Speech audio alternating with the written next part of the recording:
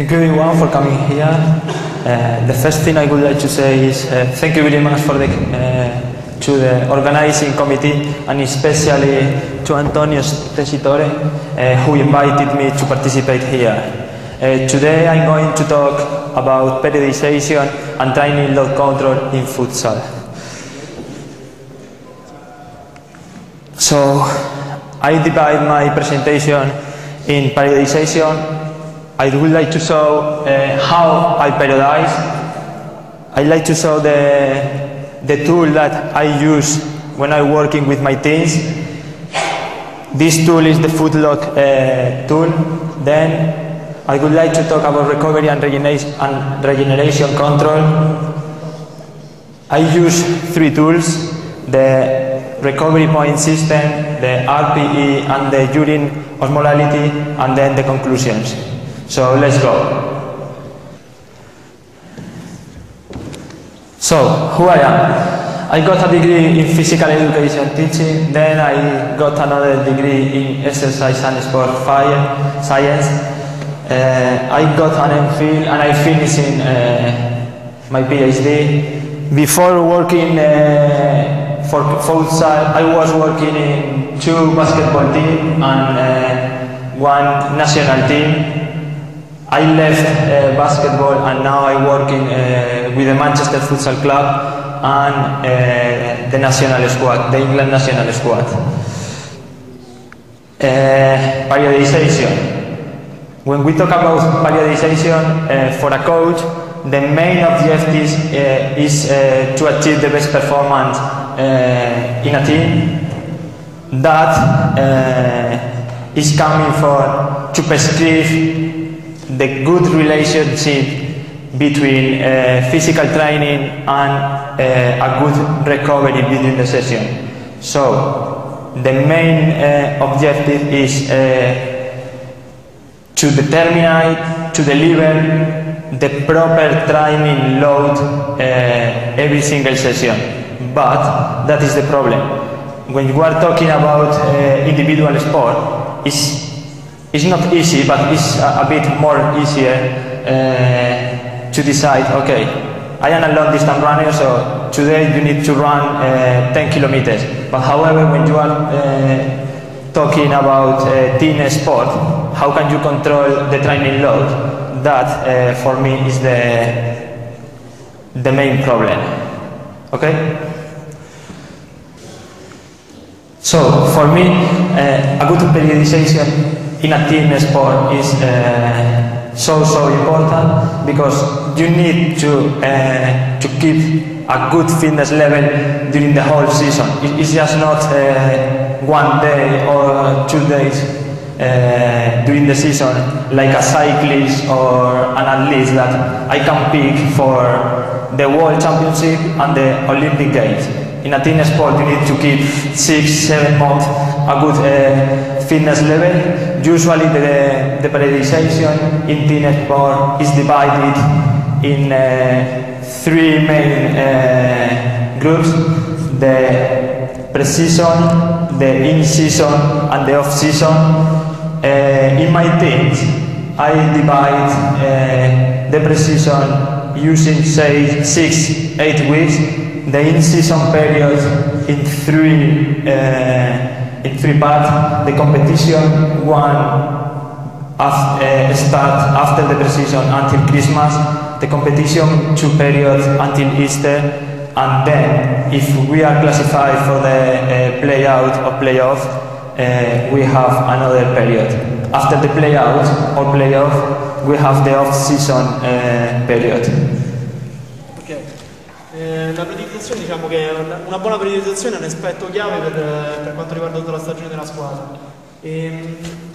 This is a periodization I use in Manchester with the matches, the trainings, tests. This is the week.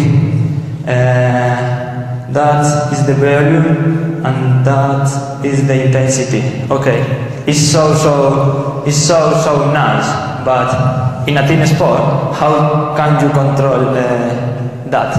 That is the how. For me, that is the main problem. It's impossible to control that. So Ok, questo è So, how I periodize? We use the 4-step system developed by Kelly and coach. Before the season starts, the whole staff, we have a meeting. In that meeting, we decide and analyze the season, and we decide which weeks. So this is the step number 1. How we decide that? If, for example, if we are going to play against one team that we think is not very good, this week is going to have a high training load. And however, if we are going to play against one team that we think is going to be a very, very good team, so it's going to be a difficult match, the training load this week is going to be low. The difficult match or the easy match factor is calculated following Kelly and coach in this paper. So you look the classification in the last year, you look if you need to travel or not, different aspects. So the first step is we have a meeting in which we decide the match difficult. The second step is to plan the weekly and daily training load regarding to the difficult match week or the easy match. The third step will be monitor and control the daily and weekly training load. So I am the strength and conditioning coach, and during the session I'm controlling and monitoring every single exercise just to calculate the training load. I use one software, this one, is based in another software, the backlog tool. This one started in basketball and now is for futsal. And the fourth step, the last one, is review the whole training in the week, the whole training in the month, and if you need to adapt or modify anything, you need just to go to step number 1, just for modify the periodization at the plan. Okay, questo è... Okay, so that it was my pre-season. You can see 6 weeks, the first one, second one, third one, but here you only can see the training load during the week. So if you see that, you only can see that, for example, in the week number 2 we train more than in the week 1, but less than in the week 3. Or for example, you can see that the 3rd and 4th week were the same, but you don't know which day we trained or how much we train each day. So when we plan the training load for every week. In first and second one, we plan every single session during the weeks.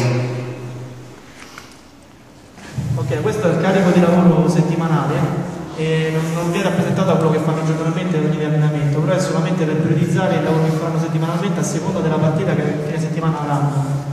E per esempio possiamo vedere a Rado praticamente quelle 5 righe in cui sono praticamente questo sistema suggerito da Kelly Couch, ma adesso adottato da team importanti come questi, è basato sul fatto di giocare sulla difficoltà della partita, quindi il concetto poi in fondo è abbastanza semplice, viene adottato anche a livello dilettantistico. Quando loro programmano di avere una partita che è più o meno facile è il momento in cui vanno a caricare di più. Quindi quando vedete il colore rosso vuol dire che in quella settimana, perché ogni colonna, ogni istogramma rappresenta una settimana, e quella settimana alla fine loro hanno valutato che c'è stato il carico di lavoro maggiore perché era stato programmato credendo che la partita fosse difficile.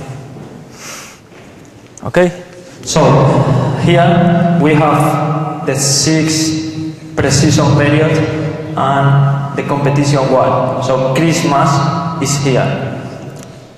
Now you can see all the training load during the week in the competition one period.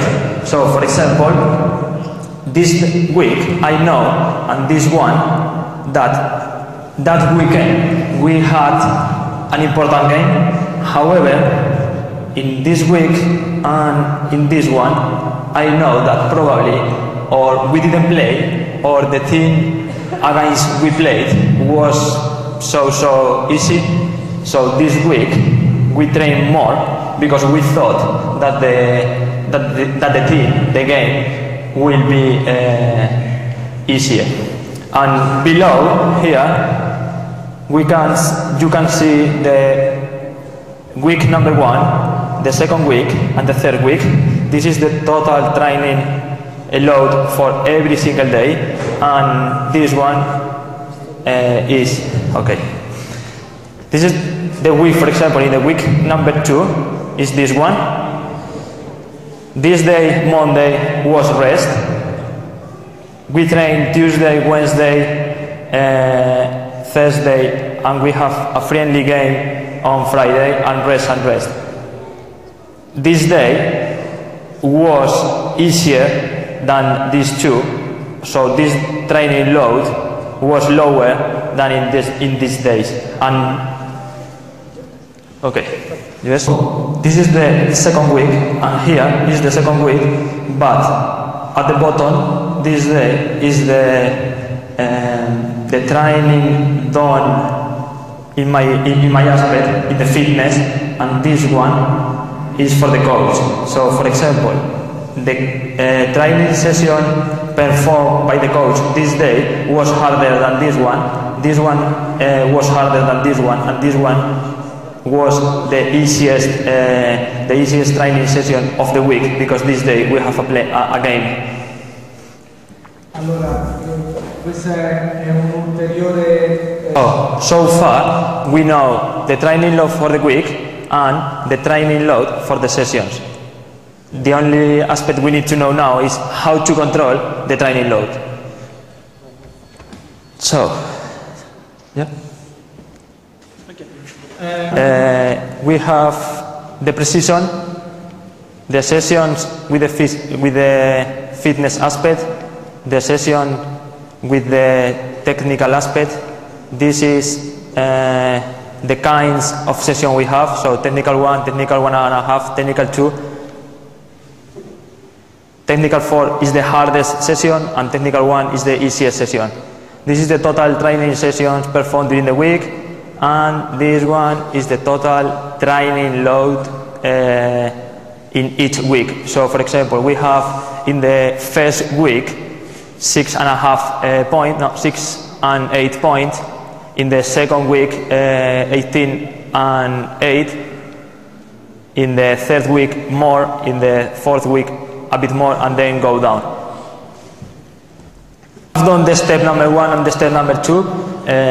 We have planned the training session and the weekly session, the training load for the one day and the training load for the week.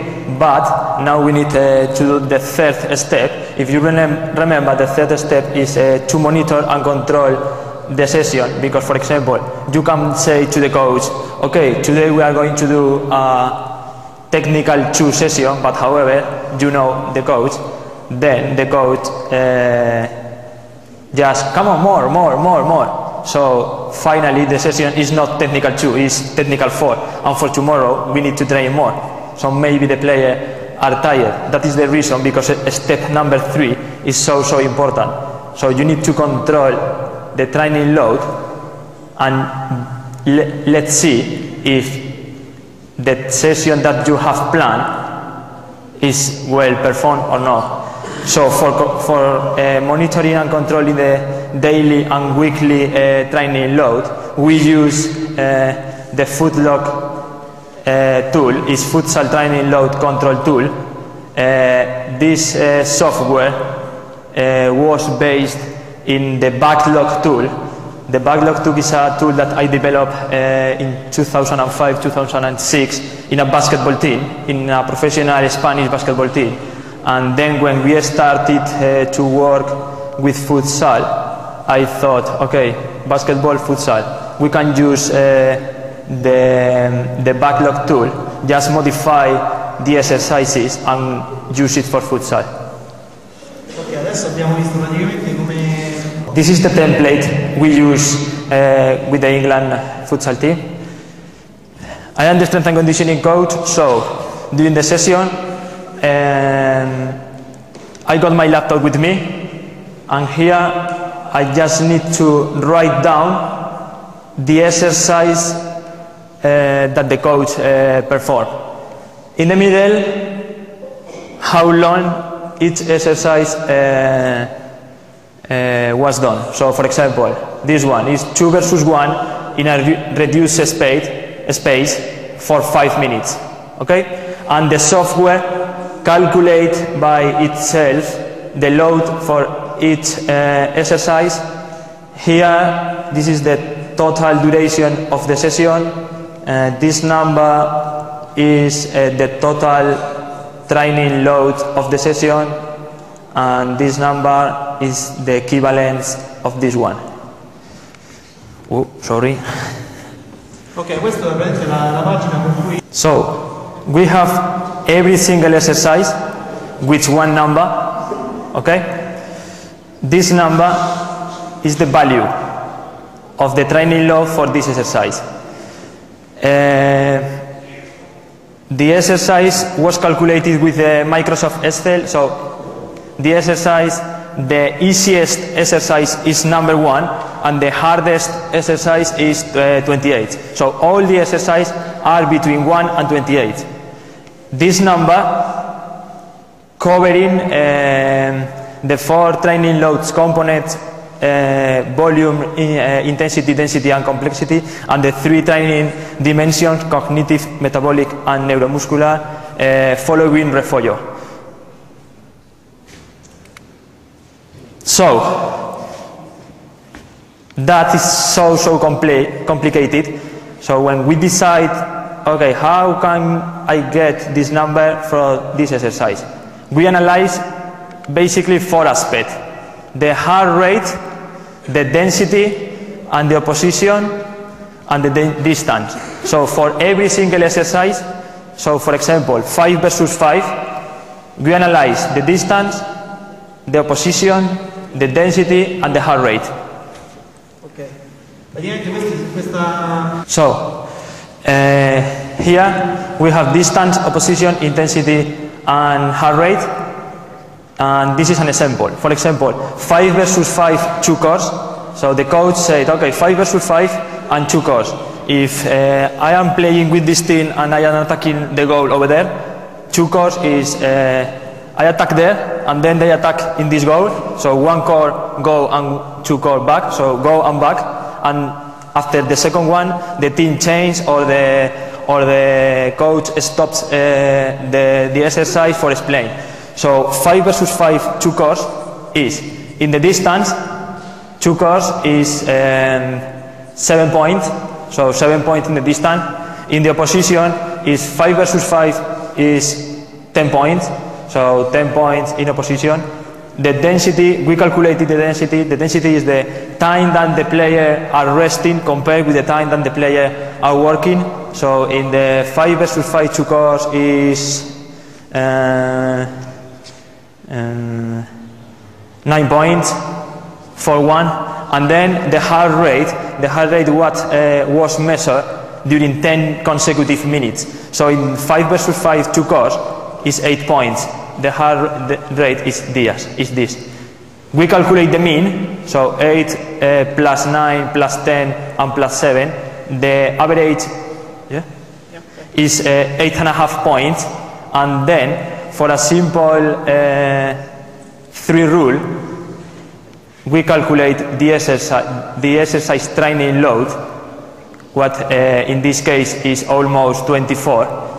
So this exercise, 5 versus 5 2 cores, between the range between 1 and 28 is almost 24. Okay? Okay, so every single exercise was calculated with that.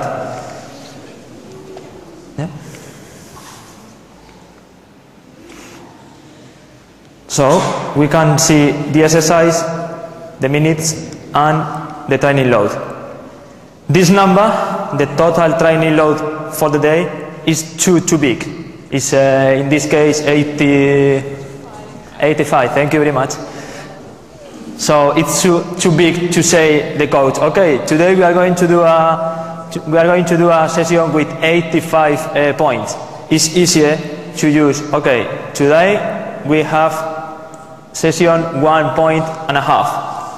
It's easier. Okay, questa... So we have 7 different type of session. The tactical session is with a total load during the day between 0 and 50.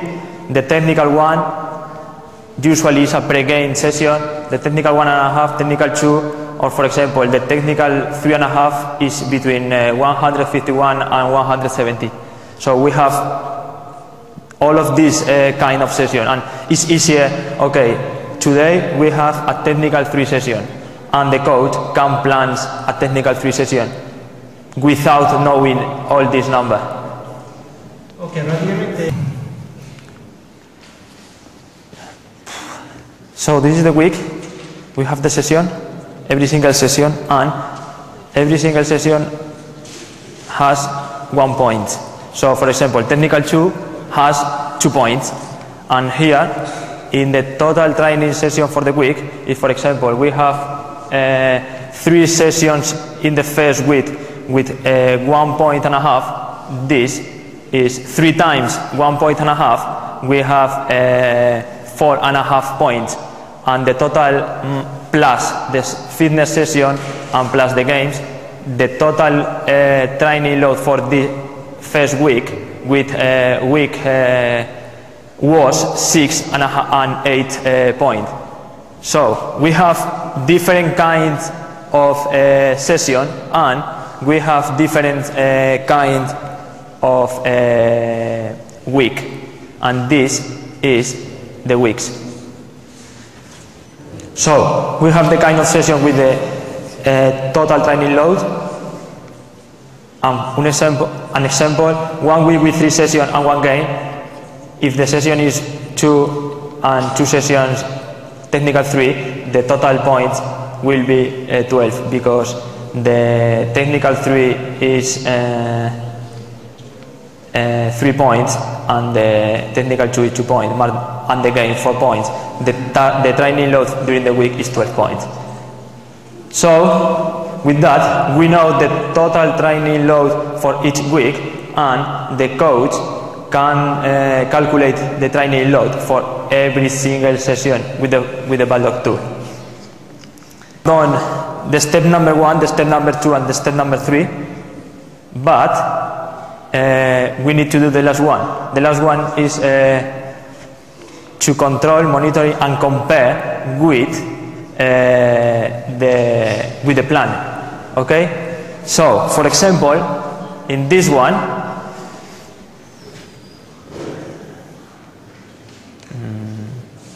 yes, this one, we have in this week and in this week, okay, the week number 5 and the week number 6. This week is load 2, and this one is load 1. Okay, so we plan load 2 and load 1. Load 2 is between 19 and 23, and load 1 is between 14 and 18. However, if you see the total training load is 15.5 and 19.5. That is the reason, because we need to review what we plan. We plan training load, so this week we should achieve a minimum of 19 and maximum of 23, and however we get 15. So the coach this week decide, okay, we are not going to train more. However, we didn't get the objective, and the next week the objective was a week with load 1, so it's between 14 and 18, and however it was 19.5, because the coach thought, okay, we are going to train more. So it's so important to plan, but it's even more to review what we plan and what we don't. Ok, appunto, il quarto step. Okay, so quick check. Make sure the is still. Can you put the Excel, please? So this is an example. This is an example. Okay, this is the software. So you only need to here write down the exercise, put the duration, so 20 minutes, and the software calculate the load. Can you write any there? So for example, one exercise, 1 versus none, just 10 minutes, for example.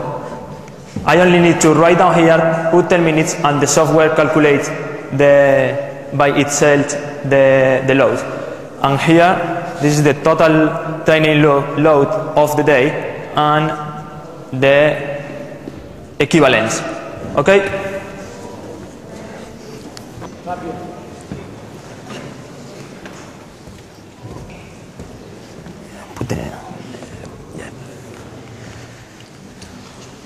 So, the backlog tool and the footlog tool, we develop the software and then, okay, we use the software, but it's all right or it's not. So, we study with 3 different basketball teams and then with 2 futsal teams, and we achieve high correlations with the RPE. So if we compare the RPE for the player after the session with the training load calculated with the software, the correlation was absolutely very, very high, more than 0.95. High correlation with the heart rate.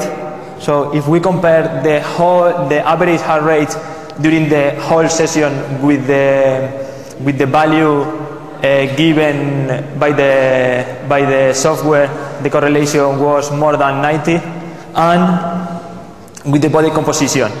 So if we take the training load during, for example, 4 weeks, do body composition measurements, and then compare with the training session for 4 weeks, another body composition measurement, if the training load during the 4 weeks increase, the fat and the muscle mass decrease. And for example, if the training load during 4 weeks decrease, the fat increase and the muscle mass increase.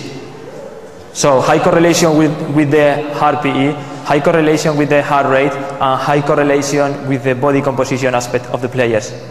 So I know that the backlog tool is not 100% perfect, but it's inexpensive, it's very cheap, it's just an Excel software. You don't need to use heart rate monitor, GPS, it's very easy, just one laptop during the training session. It's not very difficult to calculate, no difficult equation, like for example the trim or the trim sum or the wear. For me, it's very important that it's real time. So for example, if you use the RPE, you need to wait until the session has finished.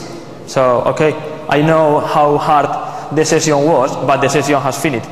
I can't modify the session because the session has finished. However, with this, I am on the call with the coach, and for example, if I planned session 3 and the training load is going to be more than 3, I can say to the coach, okay, stop the session now because we are going to train so much. Or for example, on the contrary, if we have planned session 2, session level 2, and the coach wants to stop the session and the training load is only 1.5, I can say to the coach, we should be trying a bit more because we didn't get the objective so far. So it's up to you, but it's real time. And however, with the other method, you need to wait until the session has finished and you can modify. Oh, quick remind, do you remember what periodization was? No? No? Okay, you remember this? We have control the training load. Perfect. But what about the recovery? You can plan the training load with the Baldock tool. We control the training load every single session. Okay, it's all right, but maybe the recovery is not good because, okay, for today we have rest day, but maybe it's enough. Maybe we need more than 1 day rest or more than half a day rest. So now I'm going to talk about recovery and regeneration between sessions. So for controlling the recovery and regeneration, we use those 3 tools: the recovery and regeneration point system developed by Kenta and Hansen, the RPF and RPE, and the urine osmolality. Ok, del calcolo appunto del recupero. We have this template. Every single player has one. So Monday, Tuesday, Wednesday, Thursday, Friday, Saturday and Sunday. We control the nutrition, the hydration, the sleep, the rest, and the cool down. So every single player, for example, if the player take the breakfast here on Monday, he writes down 1 point. If after the session perform adequate cool down, here write down 2 or 1 point only if it's partial. Okay? The total possible points are 20. Ok, il sistema di punti appunto di Kent e Aspen è Optimum is 20, between 17 and 20 is optimal, between 15 and 16 is good, but you can improve. Less than 14 points is you have bad behaviors. Ok? Quindi il punteggio appunto che avevamo in basso. This is real, ok? 7 days, consecutive days with my England futsal players, ok? Red zone is bad behavior and green zone is optimal.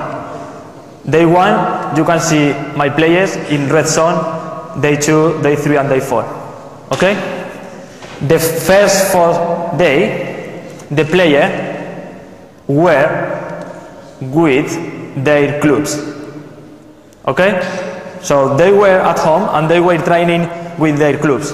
However, the next 3 days, the player were with me and with in a camp with the England team, and you can see the difference. So when the players are controlled in a hotel, okay, training session is at 8, breakfast is at 10, lunch is at 12, they are in the green zone. However, when they are with their clubs, nothing is controlled, and that is what happened. Questo è il calcolo reale che praticamente lui ha fatto. By rating of perceived fatigue and rating of perceived exertion. So before every single session, we ask the player, how do you feel? You are tired or no? And the players say 5, 6 or 1. Just before every single session. This one is during the is just after the session. So when we finished the session, after 30 minutes, we ask, okay, for you, how hard was the session? The session was very hard, so the player said 17. And how do you feel? Are you tired or no? And for example, if we are training on the morning, we ask before training, and we ask this one after training. And then, if we have another training on the afternoon, we ask again, okay, how do you feel now? And you can see the recovery between one session in the morning and the session in the afternoon. If, for example, the majority of the players are very, very tired or tired, we need to think of, and if, for example, the session in the afternoon was going to be very hard, but however the player, they said, we are very, very tired, so we have a meeting with the coach, okay, the session was very hard. Maybe we need to change our minds and change the plan and do a easier session because the players are tired. Ok, praticamente questi sono... And the last one, why we use the urine osmolality? Okay, so we use this is like a mobile phone, so very small. It was developed in the Brunel University. And why I use the urine osmolality?